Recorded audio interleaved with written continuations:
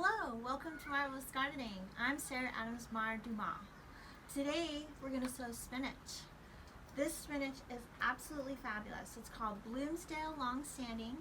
It grows very quickly. I sowed this a few weeks ago and we've already had a few harvests. I mean, look at these big beautiful leaves. And just so you know, this lettuce and calorie do not come in the spinach packet. That's something I put there. So let's get started.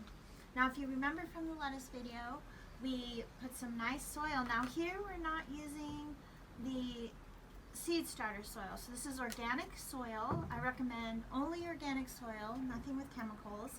You water the soil to get it started. This will help the seeds to adhere to the soil when you plant them in. And now with the spinach, the great thing is you don't have to pre-sow it in flats. You could put it directly into the ground or into the pot where you're going to grow it. It's exactly what I did with this. So you just start putting the seeds in, and remember, we can just press them into the soil and then cover them with the soil. I recommend at least 1.5 inches apart or more. And then remember, we water them in.